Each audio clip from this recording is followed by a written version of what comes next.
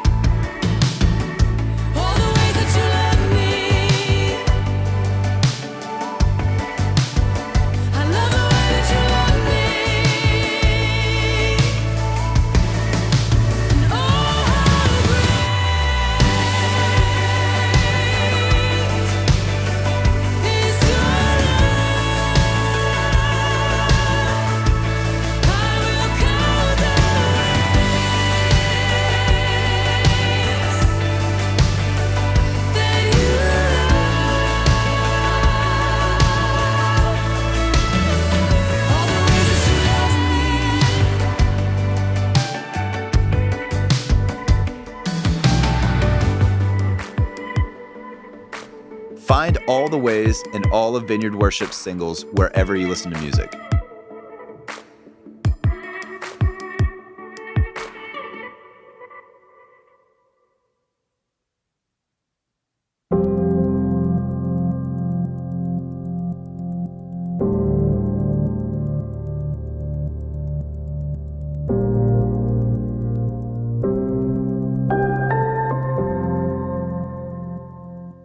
Jesus comes, he's the Son of God, and by nature, Jesus doesn't have any Enneagram holes in his heart, you know? Right. And when you see Jesus living his life, you see him doing it with friends. Yeah, which speaks to a little bit of what friendship is. If he doesn't have any Enneagram holes in his heart, that means he wasn't trying to plug things up with people and fix cracks with people. Yeah. But maybe it serves another purpose. Welcome to the Ferment podcast, conversations about worship and transformation. My name's Casey Corum and I produce the podcast. On today's episode, we have another in our conversation series between our host, Adam Russell, and his wife, Heather, talking about the importance of friendship in its various shapes and sizes. If Jesus had friends, then we need them too. This episode is brought to you by Monk Drums. Monk Drums is a creative desert venture that strives to combine beauty and business as one heartbeat. Monk Drums' main focus is handcrafted wooden drums that allow us to love, assist, and serve all who accompany us on this path. Use the coupon code FERMENTPOD to get 5% off your Monk Drums order. Find them on Instagram, Facebook, and Twitter at Monk Drums, and every Monday look for hashtag Monk Drum Monday. Speaking from personal experience, Monk Drums are wonderfully crafted and they sound amazing. They blend the best traits of both the djembe and the cajon, and I found them to be incredibly versatile in both the live and studio environment. Check them out at monkdrums.com.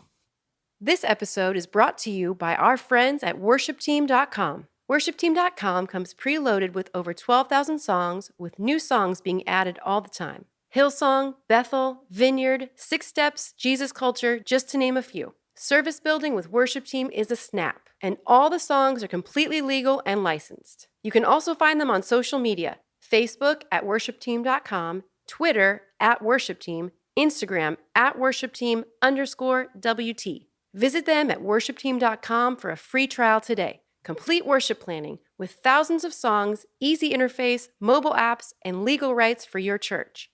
All you need in one place, worshipteam.com. Hey, what up, everybody? What up, fermenters? That's good. I like it. I think it's funny that you think it's so funny. I don't know why I think that's funny. I've been trying to think of what to call the community that listens to this podcast. I'm not saying I'm landing on fermenters. I'm just trying. You're just trying it out? I'm trying things out. Sounds better than the fermented. Yeah, that's what we throw out of our fridge. Yeah, things that are fermented. It sounds like demented. I don't know. Is this how this whole podcast is going to go? Anyway, hey, listen, that other voice that you hear on the other microphone, that's my lovely wife, Heather. Hi, everybody. That's right. Hey, this is what we're going to do this week. Heather and I have been talking for a minute off mic, actually not just a minute, for a while. We've been talking about friendship, and we thought maybe we would bring that conversation into this podcast space. And so we wanted to spend a few minutes with you talking about friendship. And I think what I'm going to do is maybe, if it's okay, Heather, I think I'm just going to throw you some softballs and let you take a swing, and then I'll riff with you. Is that cool? Sounds great. Yeah. That's cool. Hey, before we do that, I thought I would also maybe just start here and say that one of the reasons that friendship has, I don't know, such a real value, aside from just the human thing, like there's a sense in which we don't even have to define why friendship is important because we're human beings and we just know we need it. But it is interesting to me that Jesus had friends.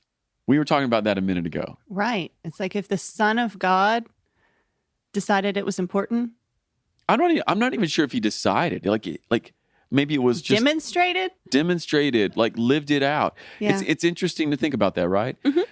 That Jesus comes, he's the Son of God, and by nature, Jesus doesn't have any Enneagram holes in his heart, you know? Right.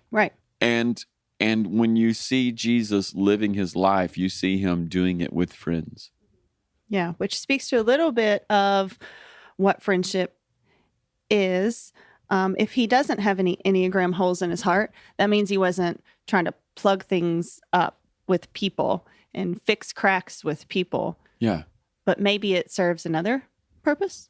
Yeah, maybe it serves another purpose. Maybe there's a sense in which friendship is not just something we need. And it's not something that's like completing us. Yeah, but maybe if Jesus is the model, friendship is, it's an extension of a healthy person. So I think a lot of times, and maybe we're even going to get into that here in a moment, but I think a lot of times we think about friendship and we think about it mostly as a need. And I'm not saying it's not a need, right? But if we use Jesus as the model, then friendship is something that is an expression of a very healthy life in God, a very healthy life in this world. And I think that's very different. I literally have never thought of it quite like that until you and I were talking a moment ago. Yeah, that's good. I think that's really cool. I want to maybe dive into that some more at some point. Mm-hmm. Anyway, all right. Hey, let me throw you some softballs. All right. Got all that Bible stuff out of the way. Throw you some softballs here. What is friendship? Let's just start there. What is friendship? Okay.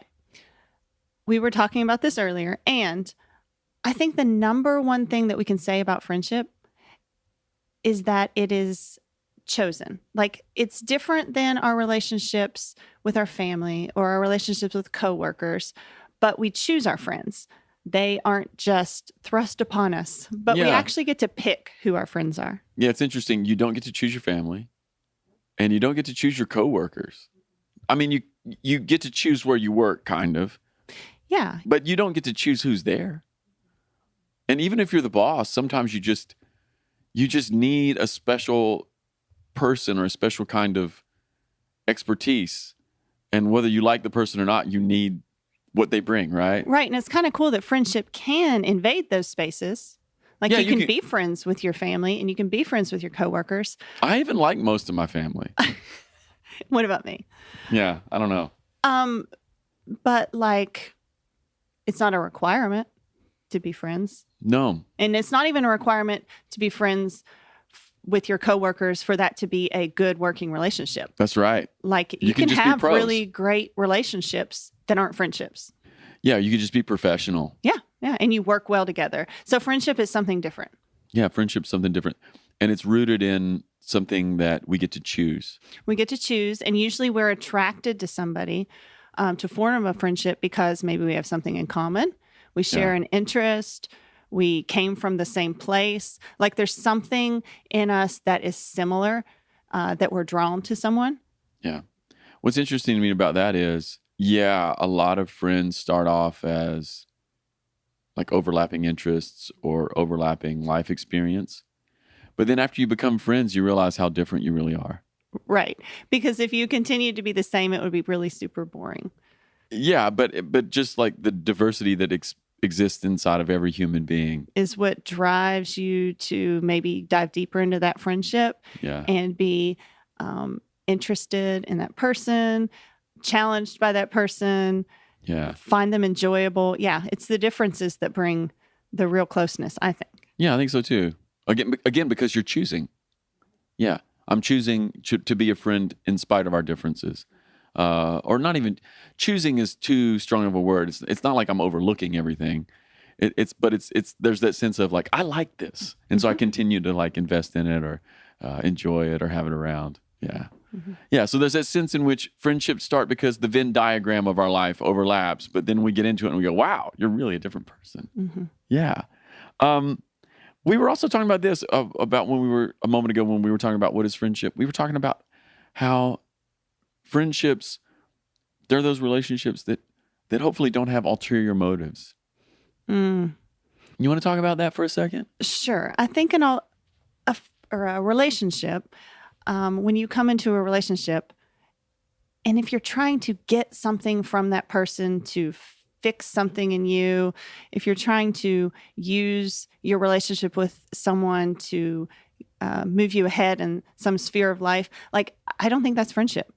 Yeah. I think it's something. It's something. But I don't think that's friendship. And oftentimes we're not aware that we're even doing that, right? Right. Yeah, so sometimes there could be another motivator inside of the thing that's trying to connect us to a person, and we may not be completely aware of it. Mm-hmm. Yeah, but I think true friendship sits outside of that world of trying to get something from someone. Yeah. I'm thinking right now of people who want to be friends with certain people because it gives them status.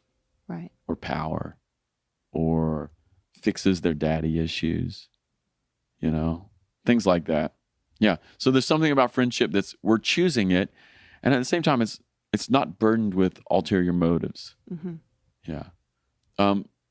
That makes me think even now that maybe a good practice as we think about the friendships that we all have in our life, mm-hmm. is to go, are there any unspoken needs that I'm trying to get plugged by associating with these people? And could I just turn them loose of that? Mm-hmm. You want to say anything about that? No. You're just nodding your head at me. Hey, that was your point. I'm trying to throw a softball to you. Oh, okay. That was a really great point. Thank you. Hey, I want to talk about this for a second. You said a moment ago that friendships have to be attended to. Talk to me about what does it mean? What does it mean to attend to friendships? So if friends are something we choose, like if we're going to keep them alive, they have to be attended to. How do we attend to friendships? Well, I mean, I think there's practical ways, and then there's ways that are a little like internal.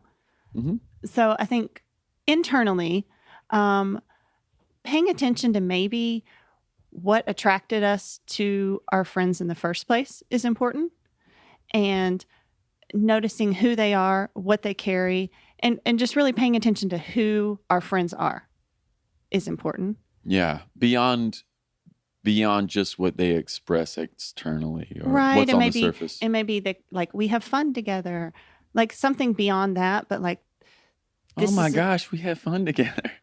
Something beyond that. Good. Yeah. So like, this is a person who carries something really valuable and is in my life because X, Y, and Z. Like, I really like this about this person. So I think acknowledging why you're friends with somebody, and maybe even reminding yourself sometimes. I mean, even in a marriage, that's important to, remind yourself why. Why am I still with this person?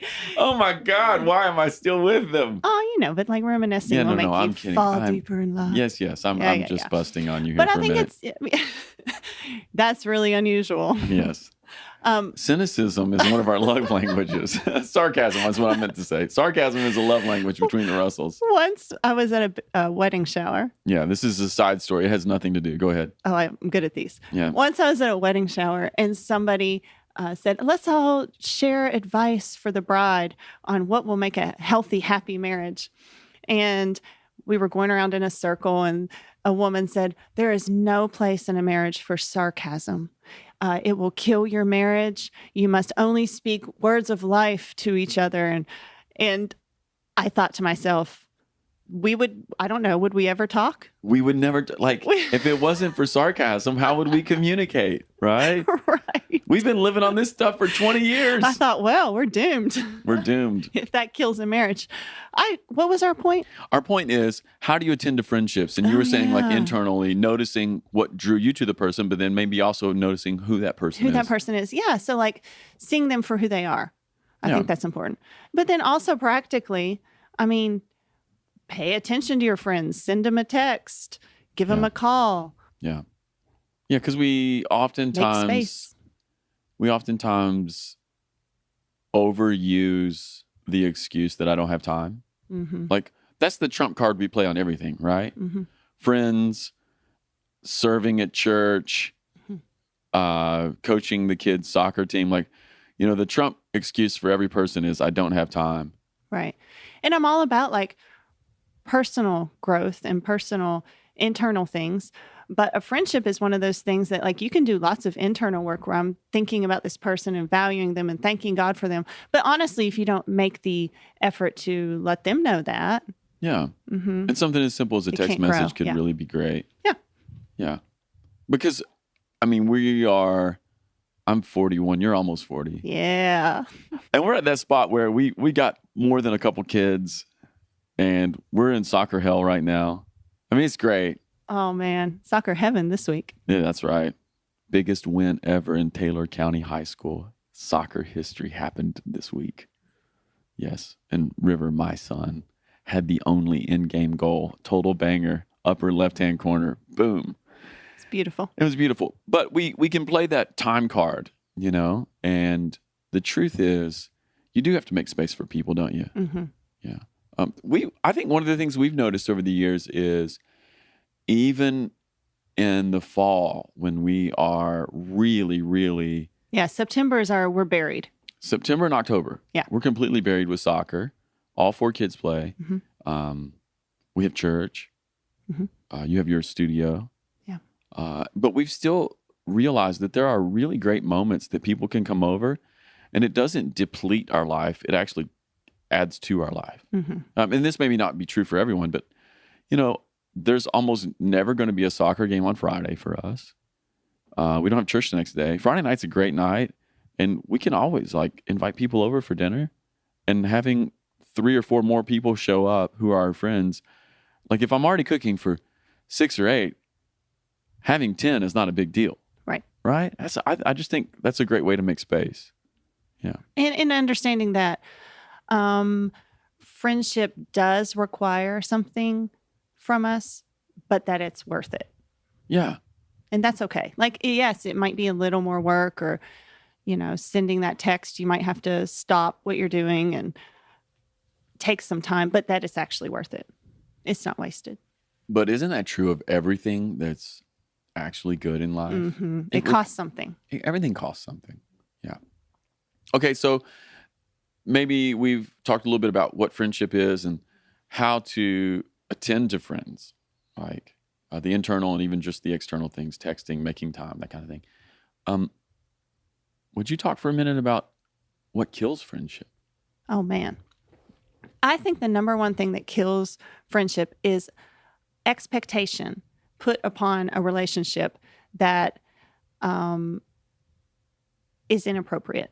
Okay, what does that mean? So if I go into a friendship with the expectation that I want this from this person, and either I don't communicate that to my friend, or if it's just not fair, they don't have that to give, or it's not in their wheelhouse, or it's just not an appropriate expectation for a friendship to provide, that'll kill it, because you'll just live in disappointment.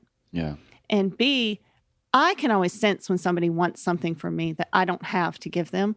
Yeah. And nothing will make me put up a wall quicker.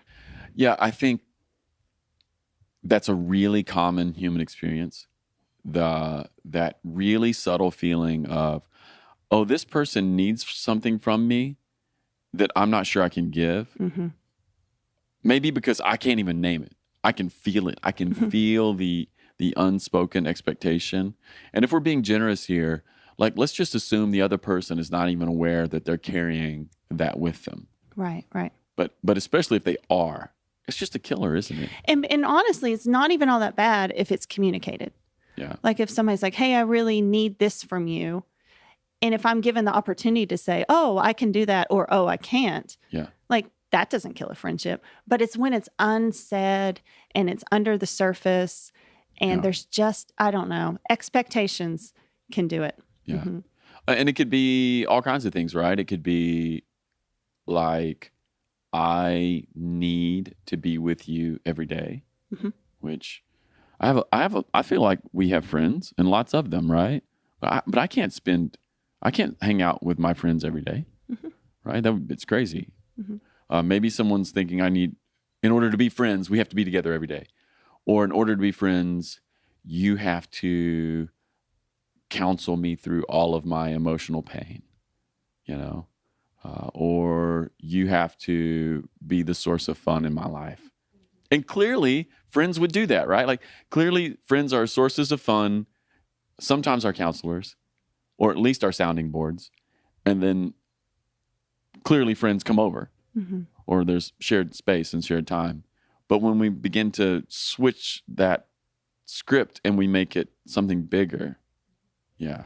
And acknowledging that there are different types of friendships. I think this is huge. This is huge. This may be really obvious, but I literally did not wake up to this until I was in my 30s. Yeah. And so we have friends that we share different parts of our life with, and that's okay.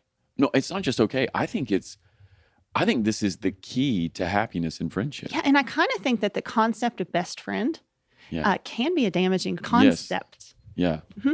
I think that's really good. Why don't you say some more about that? Okay. Because like from the time you're little, I feel like, Rowan's constantly doing that right now. my best friend. Yeah, rank. Oh my gosh, yes. I'm given to ranking, by the way. I rank everything. You're giving to hyperbole. Go ahead. What else do you want to say about me? Oh, I love you so much. Okay, so I lost my point again. No, I just cut you off. Well, we were talking about how there's different kinds of friends, and that's really helpful. Yeah. And at the same time, like a concept like a best friend can be limiting and damaging. Best friend. Like when you put that upon a relationship, that label, I feel like you start expecting a lot of stuff from a person that maybe is not fair. And so you can have a really, really good friend at work. Yeah. You can have a really, really good friend in many different spheres of your life. Yes. But it doesn't mean that they're going to show up everywhere. Yeah.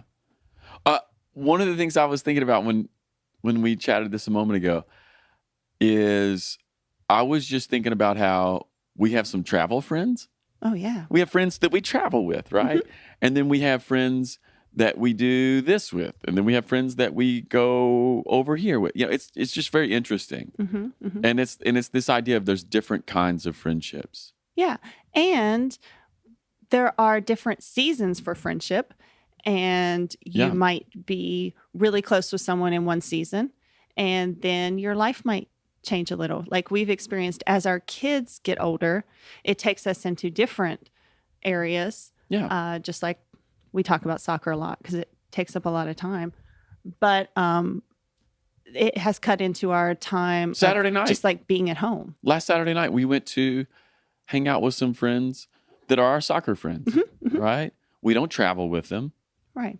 They're our soccer friends. Right. And we went over to their house, and it's a completely different group. It was really fun. Oh, my gosh. So fun. And that's okay. Yeah. And that's good. Yeah. Yeah, that was really great. So I guess I want to highlight two things here.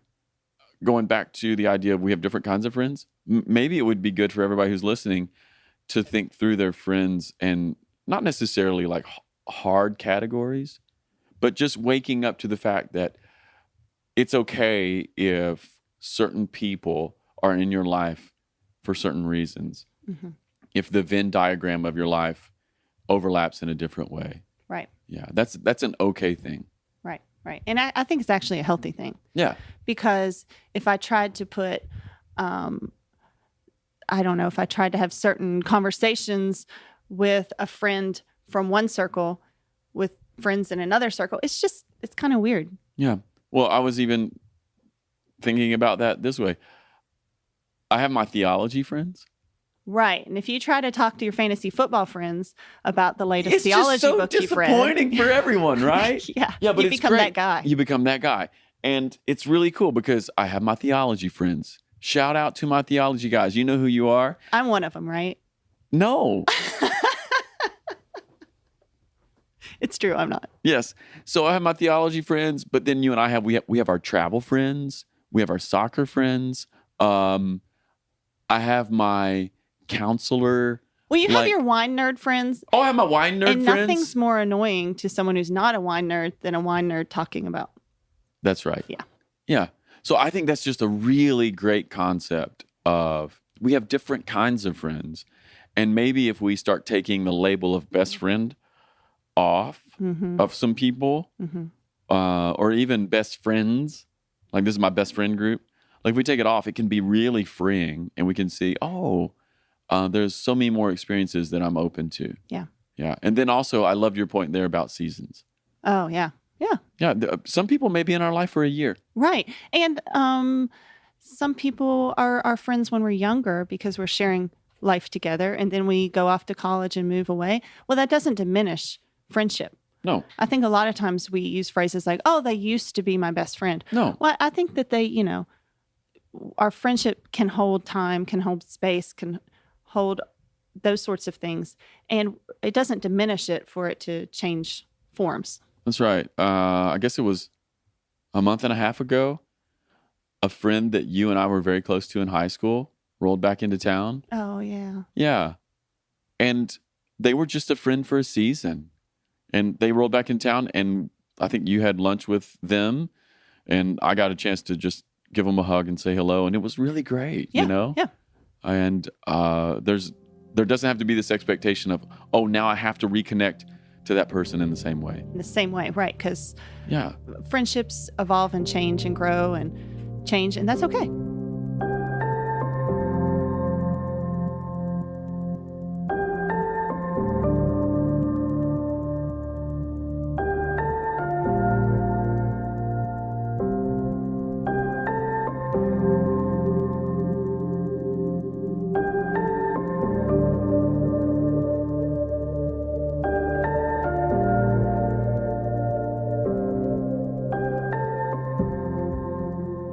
So, Heather, Yeah. let's change directions here just for a moment. What about people who are listening to this and they're like, I don't have any close friends. Like, I'm really lonely. I feel isolated, or I'm listening to you two talk about this, and this doesn't seem to be my experience. What about people who are saying things like, well, I try to be friends, but everybody's in a closed group, or nobody has time for me, or nobody likes the things that I like. What do you want to say to them, to those kinds of people? Well, when we first talked about doing this podcast, that was my first thought was, the title is going to be something about friendship, and it's going to bring up a lot of pain and hurt and disappointment in people. Mm-hmm. Because nothing will bring up those feelings in someone quicker than talking about, lack of friendship. Yeah. So I think maybe the first thing to go back to our very beginning point is maybe if you're feeling like, oh my gosh, I don't have any friends, maybe look at your definition of friendship. Yeah. What do you mean? What do you mean by that? I mean that if you are expecting some things out of someone, out of what it means to be a friend. If you're saying, a friend means we have lunch twice a week, Yes. They call me every day, they come to my, family events, and you don't have anyone in your life that's meeting those expectations, then you think you don't have friends. Maybe you reevaluate, well, what does friendship mean to me? Am I expecting something that isn't realistic? Yeah. And maybe you say, I don't have that, but I have this other person who texts me once a week and who we have coffee. And who I have another person. Yeah, and I have another person who I always sit by at my kids' t-ball game. Yes. Yeah, So maybe it's the idea of groups again, friend groups. Yeah. I the more that you and I talk about this, the more I think it's good and right, and there's some wisdom to it. That label best friend is probably most of the time for most people like an amalgamation of several different people, you know? And I think I actually do have a best friend or a couple best friends. I'm sitting right here. That's right. But beyond that, like waking up to the fact that God has given me people in very particular spaces of my life, it's really fun. Like I have friends that I go ride mountain bikes with. And they don't really want to talk about theology or wine. You know? Yeah. But that's such a gift. It is such a gift. I've got my CrossFit friends, I got my mountain bike friends, got my wine friends, got my theology nerds. That's such a blessing. Yeah. Yeah. So maybe what you're saying is reevaluate what it is you're expecting and then look around, and maybe God is actually sowing these things into your life and you just weren't getting it in one person. Maybe he's giving it to you in 8 or 9 people. And that you may be carrying around some heaviness or problems or hurt or pain, and there's something in you that feels like, well, a friend would fix this. Yeah. And maybe that's just not the case. Maybe people who walk with you are friends, not necessarily people who rescue you, counsel. Like that might be something else. Yeah. Was that vague enough? No. I think it's good because I do think that more than a few times that we have, and as a couple and then as individuals, we've met people who were maybe really hurting and pretty lonely, and they were carrying some fairly significant emotional baggage that I think they were trying to get fixed in the friendship space that may have been more appropriate for the counselor pastor space. Right. And it's not like either or. You need to go both and there and go, well, maybe what you need is a counselor to deal with this big emotional pain. And then that way you're not just always carrying those subharmonic, painful notes that are really going out in front of you. You're radiating it and you don't know it. And it's actually limiting your ability to have deep emotional connections. Yeah. So which goes back to defining friendship. So are you really looking for a friend, or are you looking for, maybe what you're looking for is some freedom that is between you and God? Yes, like, some healing. Maybe what you're looking for is a counselor. Yes. Maybe you're needing freedom from some sort of oppression. Yes. And you're calling it friendship because you think that's what a friend does. So that could be a thing. Yeah, I think that's a great word. I think I've seen that. It's a great word. Really, really good. Yeah. So defining what you mean by friendship and maybe doing a little mining again on that unmet expectations thing. Yeah. And then I just want to throw in again, like looking around and going, like, who's God actually put in my life? Yeah. Yeah. Okay. We've talked a little bit about this, but maybe we can go a little deeper here. How can we have friends? So if like somebody's lonely, like maybe the negative side, or I don't think it's negative, but the internal side is like, define what I mean by friendship. Am I living with lots of unmet expectations? Am I carrying like subharmonic pain around that needs to go into a counseling space? But then real practically on the external side, like how can we have friends? And we alluded to it earlier by saying we have to take time Yes. and make space. But what does that look like? You and I love to host Yes. in our home. So we love to have people over for dinner. We love to hang out on the patio, go on walks in the woods, all that kind of stuff. We love to do that. But it doesn't mean that that's the only way you can host people. That's right. I think it's great. It works for us to cook and have people over. But I just think friendship is not a list of rules and do's and don'ts as far as how to make it happen. I think you can host people in many ways. I do think hosting is important, but it doesn't have to be hosting in your home. It can be. Yeah. It works great. I love it. But it could also just be hosting a moment. Yeah. Like what if you host a moment in the grocery store where you see someone and you connect and you hug and you literally look in their eyes and like acknowledge that, oh, this is friendship right now. Yes. Yeah, that's good. And taking time. I love this idea of being a host everywhere all the time. And you know who really hit on this for me Who? was when we had Taylor here. Yes. And she was talking about Taylor Linhart. Yes. Listen to her music. But she kind of, I don't know, she said one little, and it might have been a throwaway phrase Yeah. in her little talk before a song, but it stuck with me so much. She talked about hosting the room, hosting the Holy Spirit in the room when she leads worship. Yeah. And it just got me thinking about the concept of hosting. Yeah. She was talking about songs are a place of hospitality. Yeah, yeah. And it's like, so often we think so like one-dimensional about things like hospitality and hosting. Yeah. That hosting is make a charcuterie board and get some candles, you know? I like those things. Right. But hosting, I mean, I like olives. but hosting is more about intentionality, and like holding Making a space for connection. Yeah, holding the moment as special, Yes. as intentional. Yeah. So so what I hear you saying is bumping into people that you know and like at the grocery store, those are moments for friendship, but it requires one of us to be the host. Right. And to acknowledge, yeah. Mm-hmm. And then maybe we can also be the host at the coffee shop Sure. or at t-ball practice. Right. Or at a restaurant or at wherever. Like Or you can just, or at a even concert. or even in a conversation online, which we were going to Yeah. hit on this too. Be a host. Oh, I love that. I think that's great. I think that is absolutely great. Be the host. Okay. Hey, let's do this social media thing here. Because I thought of a scenario that I know that happens. And I don't know that you and I have a ton of answers, but I just want to acknowledge that this is something. Do we ever though? I don't know. Sometimes we do. I want to acknowledge that this is something that sometimes happens. Okay, so let's think social media here for a second. Friends are a thing.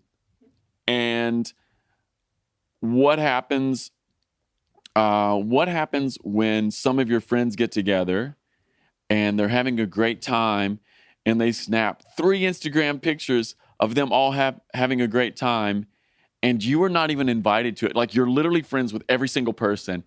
They have met at their home and they made a charcuterie board and they got everything lit just right, and they took fantastic pictures in front of their subway tiled backsplash. And you were This not is very there. specific. I know. Yeah, and you're not there. And you're not there. So now what? I just think this is such a real life scenario. This is so real life. Tell me about it. What do we do? And honestly, side note, Yes. I would like to say that a lot of times our time spent on social media is actually searching for these moments because something in us really loves being offended. Yes. Is that cynical enough? No, I just think it's true. Yeah. Right? Yeah. Yeah. Mm-hmm. So what I hear you saying in that is sometimes rather than looking with God for all the ways that he's included us in things, sometimes our unhealed stuff comes through and we go online to look for the ways that we're excluded. And here's the truth of the matter. Yes. Yes, if you're not in the picture, you weren't there and you weren't included. But the other side of that is that's okay. That's okay. It's okay. Yeah. We also need to think that at some point we are going to be the ones hosting, and someone else is going to look at that picture and say, oh, I wasn't there. That's right. Like we're all, It's going to happen to us and we're going to do it. Is that Yeah. what I hear you saying? yeah, because we just can't be all things all the time. That's and right. No one can. No one can. This reminds me of a really funny story. Okay. One of my brother-in-laws, who is hilarious, we were talking about, it wasn't about this situation, but we were talking about FOMO, about how people have FOMO. Yeah, fear of missing out. Fear of missing out, right? Enneagram 7s. Yeah. Fear of missing out, FOMO. And just as an offhanded comment, he said, yeah, I don't have FOMO. I have LOMO. And I'm like, what is LOMO? He says, it's love of missing out. He's like, Spoken like a 5. spoken like a true 5. But it was awesome because he he then kind of said, yeah, when I see people post pictures where they didn't invite me, he goes, I'm not offended. I'm loving it. I just thought that was the funniest thing I've ever heard in my life. Yeah. But so we bring all this up because this is going to happen to you. Yeah. Now, like in this day and age of everyone posting every single thing, it's going to happen. And it's human nature or whatever. It's something in us that our initial reaction might be offense. Yeah. But I just think that is a great time to take stock of our own heart and say, ooh, offense. Offense will kill a relationship. Mm-hmm. Offense will isolate you. Mm-hmm.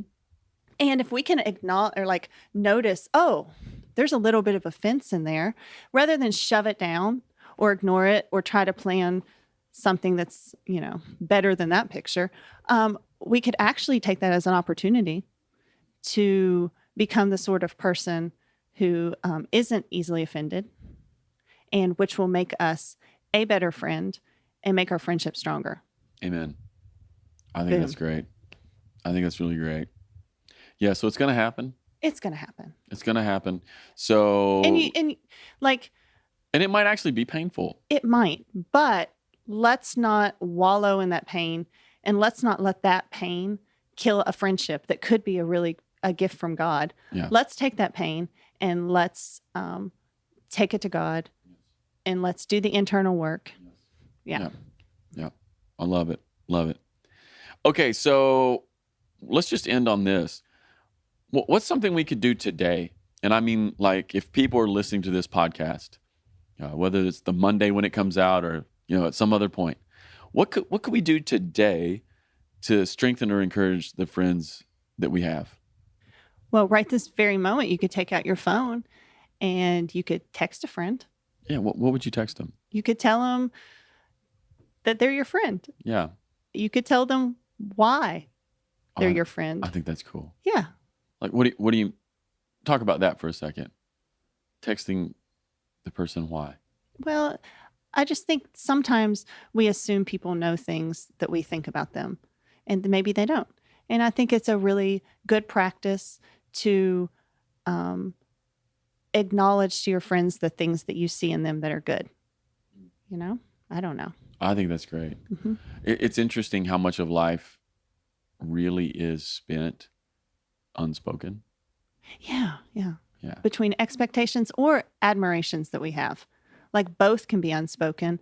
And there's so much. Don't wait till people are dead. Oh my gosh. Eulogies for the living, right? Eulogies are for the living. Yeah. So maybe we text people today and we just tell them maybe in a few lines why you're my friend or what I like about you. Mm-hmm. And maybe we even admit to ourselves that we do have some friendships that we have thought were like, oh, that's just a throwaway relationship because it only exists in this one sphere. But maybe that is a friendship. Yeah. And that's good. That friends don't have to be best friends. They don't have to check every box. That we can have lots of different kinds of friends. And I think if we acknowledge that to ourselves, that's really important. And you and I had talked about online friendships. Yeah. And I know a lot of people bust on them. Yeah. Like, oh, it's not a real friend if it's online. But I would push back against that. Yeah. And I would say that, maybe you even acknowledge that somebody that you only speak with through an inbox message, that those friendships are valuable. Yeah, that's right. I mean, this is very interesting. There are several people that I only knew on Twitter for years or only knew via email.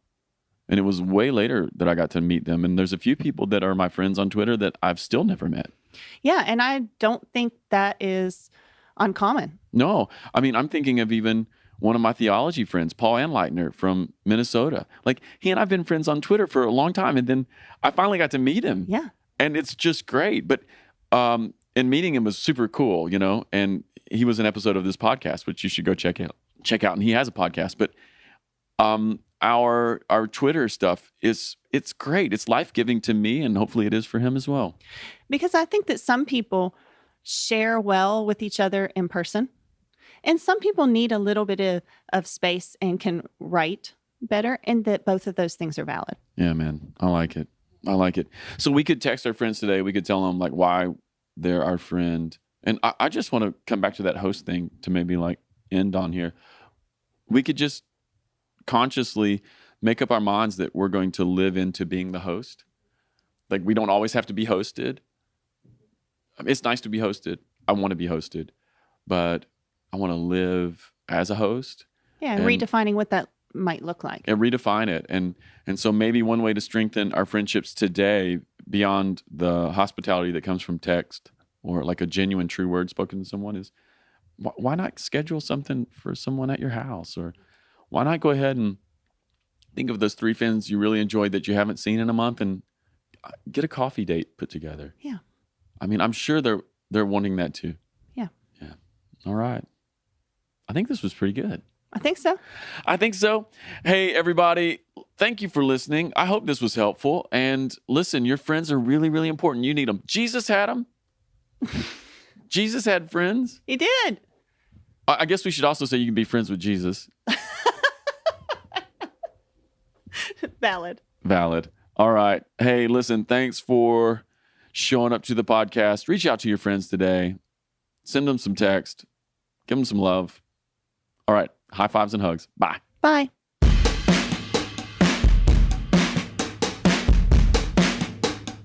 Hey everyone, Casey Corum here, producer of the Ferment podcast. Thanks for listening. Just a quick reminder to check out our new single, All the Ways, wherever you listen to music. Here's a couple ways you can help us. Share a link to All the Ways with a friend. Also subscribe to our Sing Together playlist on Spotify, where you'll find all the ways and all of our latest singles. Thanks for helping us get the word out. All right, people, see you next time.